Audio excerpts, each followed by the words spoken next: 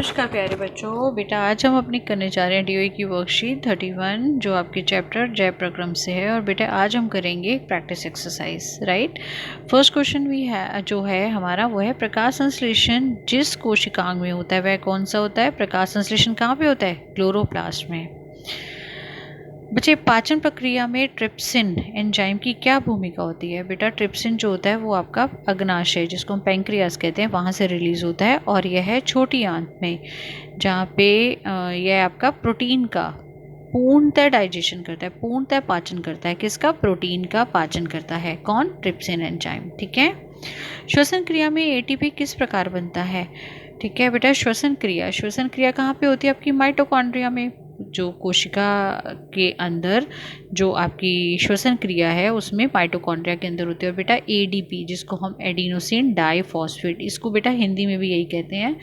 और ये फॉस्फेट के साथ, इनऑर्गेनिक फॉस्फेट के साथ मिलकर क्या बना देता है? एटीपी जिसको हम क्या कहते हैं? Adenosine triphosphate. और इसके अंदर बच्चे कार्बन डाइऑक्साइड और वाटर भी निकलता है। तो इसमें अगर आप वो श्वसन वाली प्रक्रियाएं अगर आपको याद है तो आप जो इसमें आपका माइटोकॉन्ड्रिया वाली है बेटा वो आप इसमें लिख सकते हैं। ठीक है। थर्ड देखिए बच्चे, अवायवीय श्वसन किस किस में होता है? ईस्ट में, मानव की मांसपेशी में, जीवाणु में। यस, उपरोक्त सभी। उत्सर्जी तंत्र का कार्यात्मक इकाई कौन सी होती है बेटा? नेफ्रॉन। रक्त कणिकाएं जो चोट के स्थान पर रुधिर को रोकने में सहायता करती हैं, प्लेटलेट्स। लसिका रुधिर के डैश के समान है। किसके समान है? प्लाज्मा के। ठीक है, प्लाज्मा के समान है। और लेकिन यह बेटा यह रंगहीन होता है और इसमें अल्प मात्रा में क्या होता है? प्रोटीन अल्प मात्रा में होता है और यहाँ पे क्या आएगा? रंगहीन। ठीक है। नेक्स्ट देखिए बच्चे, यदि किसी पौधे से जाइलम निकाल दिया जाए तो उस पौधे का क्या होगा? बेटा अगर किसी भी पौधे में से जाइलम को निकाल दिया जाए, जाइलम क्या करता है? जाइलम जड़ों से जो पानी और अधिक और जो खनिज लवण जो पौधे को प्रकाश संश्लेषण की अभिक्रिया के लिए चाहिए होते हैं वह पौधे को पत्ती के भाग तक पहुंचाता है। तो अगर जाइलम ही नहीं होगा तो वह पानी और खनिज लवण पत्ती तक नहीं पहुंच पाएंगे और प्रकाश संश्लेषण की अभिक्रिया नहीं हो पाएगी। वह रुधिर वाहिकाओं में ऑक्सीजन रुधिर को फेफड़ों से हृदय तक लाती है। वह वाहिका बताइए कौन सी है? फुसफुस शिरा। देखिए क्या करती है वो ऑक्सीजन वाले रुधिर को फेफड़ों से हृदय तक लाती है। कौन? फुसफुस शिरा। अभिकथन देखिए, रंध्र पत्ती की सतह पर पाए जाने वाले छोटे छोटे छिद्र होते हैं। ठीक है, और गैसीय विनिमय इन्हीं रंध्रों द्वारा होता है। ये दोनों ही ठीक हैं, ए और आर दोनों सही हैं और आर अभिकथन का सही व्याख्या है। नेक्स्ट देखिए बेटा, लघु उत्तरीय प्रश्न। देखिए फर्स्ट, एक ब्रेड का टुकड़ा चबाने में कुछ समय के पश्चात मीठा क्यों लगता है? देखिए बेटा ब्रेड जो होता है वो उसके अंदर कार्बोहाइड्रेट होता है और जैसे उसको हम अपने मुंह में चबाने लगते हैं तो हमारे मुंह से जो सलाइवरी अमाइलेज नाम का एंजाइम है जिसको हम एमिलेज कहते हैं वह स्रावित होना शुरू हो जाता है। और जब वह स्रावित होता है तो वह इस टुकड़े के साथ ब्रेड के साथ मिक्स हो जाता है। जब वो ब्रेड के साथ मिक्स हो जाता है तो यह एक शुगर की फॉर्म में कन्वर्ट, सिंपल शुगर में, सरल शर्करा में बदल जाता है जिसकी वजह से वह हमें मीठा लगता है। और अगर यही चीज़ आप रोटी के साथ लेंगे या चावल के साथ लेंगे तब भी वह हमें मीठा ही लगेगा। और आज सभी इस प्रक्रिया को करके भी देखिएगा। आज एक छोटा सा रोटी का टुकड़ा तोड़िएगा और बिना सब्जी के, बिना दाल के, सिर्फ उसको मुंह में चबाइएगा तो आप खुद देखिएगा वो आपको मीठा मीठा लगेगा। मानव पाचन तंत्र में सबसे बड़ी ग्रंथि कौन सी है? लिवर, जिसको हम यकृत भी कहते हैं। ठीक है, लिवर। और इसके क्या कार्य हैं बेटा? ये लिवर का कार्य पहला तो यह है कार्बोहाइड्रेट को संग्रहित करता है। किसकी फॉर्म में? ग्लाइकोजन की फॉर्म में। ठीक है, ग्लाइकोजन की फॉर्म में क्या करता है? संग्रहित करता है। दूसरा इसके क्या कार्य? दूसरा कार्य क्या है बेटा इसका? दूसरा कार्य है ये ना बाइल, ठीक है, जिसको आप पित्त लवण भी कहते हैं, वह रिलीज करता है। और पित्त लवण क्या करता है? पित्त लवण क्षारीय माध्यम देता है। कहाँ पे? स्मॉल इंटेस्ट जिसको आप छोटी आंत कहते हैं, छोटी आंत में बेटा ये क्षारीय माध्यम देता है खाने के पाचन के लिए, और यह बड़ी गोलिका को, यह वसा की बड़ी गोलिका को छोटी गोलिकाओं में कन्वर्ट करता है, बदलता है, तोड़ता है। ठीक है, तो यह हो गया इसका फंक्शन। प्रकाश संश्लेषण क्रिया में होने वाली 3 घटनाओं की सूची बनाओ। तो बेटा पहला तो यही है कि यह क्या करता है, यह अवशोषण करता है। किसका अवशोषण करता है? यह आपका जो है सनलाइट का, सूर्य के प्रकाश का अवशोषण करता है। कौन करता है? क्लोरोफिल। ठीक है। सेकंड क्या होता है बेटा? यह सेकंड जो है यह आपका जो जल के अणु होते हैं उसको विभाजन करता है। किस में? उसमें हाइड्रोजन और ऑक्सीजन में। और तीसरी अभिक्रिया क्या होती है? यह उपचयन करता है किसका? हाइड्रोजन का कार्बन डाइऑक्साइड के साथ, और उसको किसमें बदल देता है? उसको बदल देता है ये कार्बोहाइड्रेट्स में। ठीक है, जिसको क्या बोलते हैं? Glucose C6H12O6। दीर्घरोम का क्या है बेटा? ये एक तरीके की उंगली के आकार की संरचनाएं होती हैं जो आपके जो छोटी आंत होती है उसकी सतही क्षेत्रफल को बढ़ा देती है, ताकि जो पोषक तत्व हैं रुधिर में, जो पोषक तत्व उपस्थित हैं, उनका अधिक से अधिक अवशोषण हो सके। ठीक है। मरुद पौधों में रंध्र दिन के समय बंद रहते हैं, और व्याख्या कीजिए पौधे कब और किस प्रकार CO2 ग्रहण करते हैं। देखिए बेटा, मरुद पौधों में ना रात के समय में बंद, मरुद पौधे में रंध्र जो होते हैं वो बंद, दिन के समय में बंद क्यों रहते हैं? ताकि जो पानी का उनकी सतह से पानी का कम से कम ह्रास हो सके, पानी कम से कम उनकी सतह से बाहर निकले, क्योंकि मरुद पौधों में वैसे ही वहाँ पे क्या होता है, जल की कमी होती है। तो ताकि पौधों की उसमें से जल की कमी ना हो, इसलिए वो छिद्र क्या हो जाते हैं, दिन के समय बंद रहते हैं, जिससे कि पानी का ह्रास ना हो सके उनके सतह से। और उससे क्या फ़ायदा होता है? रात के समय ये पौधे क्या लेते हैं? कार्बन डाइऑक्साइड लेते हैं और उसको मैलिक एसिड में बदल देते हैं। और ये मैलिक एसिड सुबह जब सनलाइट जब प्रेजेंट होती है, जब सनलाइट होती है, तो उसकी प्रेजेंस में क्या, किस में कन्वर्ट हो जाते हैं? ग्लूकोज में कन्वर्ट हो जाते हैं। तो ये थोड़ा सा कॉम्प्लिकेटेड प्रोसेस होता है, पर ये क्वेश्चन बहुत ही इंटरेस्टिंग है। ठीक है। नीचे दिए गए निर्देशों के अनुसार इस फ्लो चार्ट को पूरा कीजिए। बेटा, अमाशय की भित्ति में उपस्थित जठर ग्रंथियों से कौन कौन सा स्राव होता है? HCl, श्लेष्मा और पेप्सिन। मैं नीचे लिख देती हूँ बेटे, पेप्सिन। ठीक है। तो देखिए, अब HCl क्या करता है? HCl 2 काम करता है। एक तो हमारे जो भोजन के साथ में जीवाणु चले जाते हैं उनको मारने का काम करता है। दूसरा, यह पेप्सिन को क्या करता है? सक्रिय करता है, ताकि वो प्रोटीन का पाचन कर सके। दूसरा है श्लेष्मा। श्लेष्मा क्या करता है बेटा? श्लेष्मा जो अमाशय की अंदर वाली भित्ति होती है उसको HCl, जो आपका हाइड्रोक्लोरिक अम्ल होता है, उसके स्राव से बचाता है। ठीक है। और तीसरा है बच्चा आपका पेप्सिन। पेप्सिन क्या करता है? यह पेप्सिन प्रोटीन के पाचन में, प्रोटीन का पाचन करता है। कहाँ पे? अमाशय में। ठीक है बच्चे, प्रोटीन का पाचन शुरू कर देता है। ये इसके हमने बता दिए कार्य। मानव में दोहरा परिसंचरण से आप क्या समझते हैं? तो बच्चे हम ये कर रहे थे, जैसे ये देखिए, मानव में दोहरा परिसंचरण। ठीक है। दोहरा परिसंचरण में बेटा जो मानव में जो रक्त होता है वो 2 बार मूव करता है। रुधिर में जो हमारा दोहरा परिसंचरण होता है, वह जो हमारे हृदय के अंदर जो चक्र पूरा होता है वह 2 बार में पूरा होता है, जिसमें एक बार ऑक्सीजन जो है वो कहाँ, जो हमारा ऑक्सीजन वाला ब्लड है वो कहाँ से आता है? वह हमारा फेफड़ों से किसकी तरफ आता है? हृदय की तरफ आता है। ठीक है। और फेफड़ों से हृदय की तरफ आता है किसके द्वारा? फुसफुस शिरा के द्वारा। और फिर यह, और जो ऑक्सीजन वीऑक्सीकृत जो कार्बन डाइऑक्साइड वाला ब्लड होता है, जिसको हम वीऑक्सीकृत ब्लड कहते हैं बेटा, वीऑक्सीकृत ब्लड कहाँ जाता है? फेफड़ों में जाता है। तो ये तो होता है हमारा फेफड़ों से हृदय वाला परिसंचरण। अब यह जो ब्लड होता है बेटा, वह हृदय से जो ये ऑक्सीजन वाला ब्लड होता है बेटा, वह पूरी बॉडी को सप्लाई हो जाता है। ठीक है, पूरी बॉडी को सप्लाई हो जाता है। और पूरी बॉडी से, पूरे शरीर से जो ब्लड आता है हृदय में, ठीक है, वह कौन सा आता है? वीऑक्सीकृत, जिसमें क्या मिली होती है? जिसमें कार्बन डाइऑक्साइड मिली होती है। तो इस तरीके से यह ब्लड जो है 2 बार मूव करता है। एक बार आपके पूरे शरीर से किसकी तरफ? हृदय की तरफ। और हृदय से फिर कहाँ, पूरे शरीर में। कौन से वाला, ऑक्सीजन वाला। और शरीर से जो हृदय में आता है वह कौन सा होता है, कार्बन डाइऑक्साइड वाला ब्लड। ठीक है। और दूसरी बार जब हृदय में जो आपका कार्बन डाइऑक्साइड वाला ब्लड है वो कहाँ जाता है, आपका फेफड़ों में। ठीक है। और फेफड़ों से फिर ये ब्लड ऑक्सीजन वाला होके कहाँ आता है, हृदय तक आता है। तो यह 2 बार मूव करता है बच्चे, तो इसलिए इसको क्या बोला जाता है, मानव में दोहरा परिसंचरण। ठीक है। और वैसे भी मानव में बच्चे एनर्जी की रिक्वायरमेंट, ऊर्जा की आपूर्ति, ऊर्जा की ज़रूरत ज़्यादा होती है। ठीक है। उसको पूरा करने के लिए यह अलग अलग जो है वह मूव करता है। ठीक है। नेक्स्ट देखो बच्चे, नेक्स्ट क्वेश्चन है हमारे पास धमनी और शिरा में। बेटा धमनी के अंदर जो होता है वो कौन से वाला ब्लड होता है, धमनी के अंदर होता है आपका ऑक्सीजन वाला ब्लड।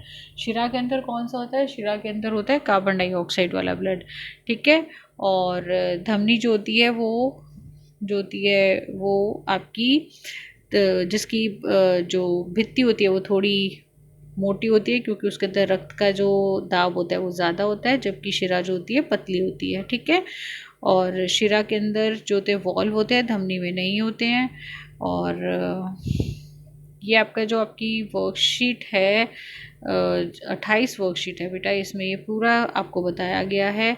जो धमनी होती है वह सतह पे नहीं होती, वह ऊतकों में नीचे पाई जाती है। जबकि जो शिरा होती है वह वो सुपरफिशियल होती है, जो क्या है सतही होती है। और बेटा ये इसके हैं जो आप कर सकते हैं आराम से। ठीक है। नेक्स्ट देखिए, पदार्थों के ऊपर मुखी वहन में वाष्पोत्सर्जन किस प्रकार सहायता है। बेटा ये बहुत इंपॉर्टेंट है। ऊपर मुखी मतलब देखिए वाष्पोत्सर्जन की प्रक्रिया क्या होती है, जब आपके पत्तियों से क्या निकल गया, आपका पानी का लॉस हो गया, कहाँ पे, मतलब पानी का ह्रास हो गया, कहाँ पे, वातावरण में। अब पानी वातावरण में निकल के जा चुका है, पौधे के अंदर पानी की क्या हो गई, कमी हो गई है। तो यहाँ पे एक तरीके से एक एक वो खड़ा हो जाता है बच्चे, जिसको हम कहते हैं कि यहाँ पे आपका पानी की कमी हो जाएगी। और उस पानी की कमी को पूरा करने के लिए बच्चे हमारे पास यहाँ पे क्या क्रिएट हो जाता है।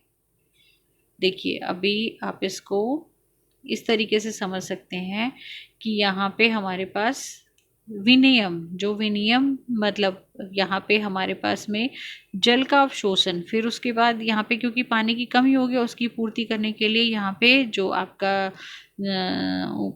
जो जाइलम टिश्यू है वो यहाँ से क्या करता है, उस जल का और खनिज का अवशोषण करता है और इसको कहाँ लेके जाता है, ऊपर तक लेके जाता है। तो जो आपका जल का अवशोषण जो होता है बेटा, और वो इसी वजह से ऊपर मुखी होता है क्योंकि पानी की हानि होती है। और एक तरीके के यहाँ पे बेटा जिसको आप हिंदी में कह सकते हैं कि जो मूवमेंट जो शुरू होती है वो हमेशा ज़्यादा सांद्रता से कम सांद्रता की तरफ को जाती है। तो जिसमें कि हम ये भी कह सकते हैं कि जो ये जाइलम टिश्यू होता है यह वाष्पोत्सर्जन से जब पानी का ह्रास हो जाता है तो हाँ, जिसको एग्जैक्ट वक्त आप चूषण कहेंगे। ठीक है। यहाँ पे एक तरीके का चूषण क्रिएट होता है बेटा, जिसमें आप ये देखिए कि ऊपर से पत्ती की सतह से पानी का लॉस हो गया और वहाँ पे पानी की कमी हो गई। पानी की कमी की वजह से वहाँ पे एक तरीके का जिसको हम हिंदी में सक्शन कहते हैं वो क्रिएट हो जाता है। और पानी क्योंकि जड़ों में पानी बहुत ज़्यादा है और वह पानी और खनिज लवण ऊपर की तरफ मूव करना शुरू कर देते हैं। ठीक है। किसकी वजह से, चूषण की वजह से, जिसमें कि क्या यहाँ पे क्या है, यहाँ पे कॉन्सेंट्रेशन ज़्यादा है पानी और खनिज लवण का और ऊपर कम है। तो ये जो डिफरेंस है बेटा ये इसको मूव कराता है नीचे से ऊपर की तरफ पानी को। ठीक है। पानी और खनिज लवण को। मानव वक्र में मूत्र निर्माण की प्रक्रिया, बेटा ये तो आपने लास्ट वर्कशीट में ही पढ़ा था, पूरा का पूरा आप इसमें लिख सकते हैं, जिसमें आपका ये आएगा उत्सर्जन तंत्र के बारे में कि किस तरीके से हमारे शरीर से जो यूरिन किस तरीके से बनता है, नेफ्रॉन के अंदर बनता है। और नेफ्रॉन में बेटे जो आपके ये पूरा जो आपने ये पढ़ा है नीचे व्रकाणु जिसको आप कहते हैं हिंदी में, व्रकाणु का चित्र, और ये तीनों के तीनों आप लिखेंगे, जिसमें केशिका गुच्छ और ग्लोमेरुलस फिल्ट्रेशन, जिसको हम हिंदी में क्या कहते हैं, अति सूक्ष्म निस्यंदन, फिर चयनित पुनर्वशोषण और फिर जल का पुनर्वशोषण, ये तीनों प्रक्रियाएं पूरी लिखेंगे और इसमें आप नेफ्रॉन का, व्रकाणु का चित्र भी बनाएंगे। अब आप देखिए दीर्घ प्रश्नोत्तर, मानव हृदय का व्यवस्थात्मक कार्य दृश्य का चित्र बनाइए। बेटा ये तो मानव हृदय का चित्र है जो आपने भी 2-4 दिन पहले अपनी पिछली वर्कशीट्स में किया और उसमें आपने बना के और ये सब लेबल करना है बेटा, ये सब का नाम लिखना है। मछली में रुधिर परिसंचरण मानव रुधिर परिसंचरण किस प्रकार भिन्न होता है, कथन की पुष्टि कीजिए। बेटा मछली में जो होता है वो जो आपका हृदय होता है वो 2 चैम्बर होता है, और मनुष्यों में कितने होता है, कक्ष, 2 कक्ष होते हैं इसमें 4 कक्ष होते हैं। 4 कक्ष जो होते हैं बेटा वो जो 2 कक्ष वाला मछली का चित्र, मछली के अंदर बेटा वो डायरेक्टली उसके अंगों को जो ऑक्सीजन है वो सप्लाई कर देता है, जिसमें हार्ट से जो ब्लड है वो रुधिर जो है वो हार्ट से होकर नहीं, हृदय से होकर रुधिर नहीं जाता, सीधे सीधे उसके अंगों में चला जाता है। जबकि जो ये होता है आपका मानव हृदय में बेटा क्योंकि ऊर्जा की रिक्वायरमेंट ज़्यादा होती है और थोड़ा जटिल सिस्टम होता है बच्चे, जिसमें अपना हम दोहरा परिसंचरण भी कहते हैं। तो पहले ये कहाँ जाएगा, पहले ये हृदय से होता हुआ कहाँ जाता है, फेफड़ों में जाता है, जिसमें इसमें क्या मिल जाती है, ऑक्सीजन मिल जाती है। फिर ये ऑक्सीजन जो है कहाँ आती है, हार्ट में आती है, और यहाँ से ये कौन सी जा रही है, कार्बन डाइऑक्साइड, ये हार्ट में आती है, और हार्ट से फिर ये हृदय द्वारा सारे के सारे अंगों को भेज दी जाती है। तो इस प्रकार जो होता है ये हमारा मछलियों में 2 कक्ष होते हैं और मानवों में 4 कक्ष होते हैं, और इस प्रकार से यह जो है, और मछलियों में बेटे ये सीधा जो पानी से जो ऑक्सीजन उसको मिलती है वह सीधा कहाँ भेज दी जाती है, वह सारे अंगों में भेज दी जाती है। जबकि और फिर सारे अंगों से जो कार्बन डाइऑक्साइड है वो कहाँ आ जाती है, वो है उसके गिल्स के थ्रू पानी में वापस चली जाती है, और उसमें हार्ट के से होकर वह नहीं जाती है बच्चे, ठीक है। अगला क्वेश्चन देखिए, मानव उत्सर्जन तंत्र का नामांकित चित्र बनाइए। बेटा ये आपने लास्ट वर्कशीट में ही करा है बेटा, नेफ्रॉन का आपको डायग्राम बनाना है, व्रकाणु का चित्र बनाना है, ठीक है। और नहीं, व्रकाणु का चित्र नहीं बनाना बेटा, मानव उत्सर्जन तंत्र का चित्र बनाना है, जिसमें आपके ये देखिए ये वाला चित्र बनाना है आपको, राइट।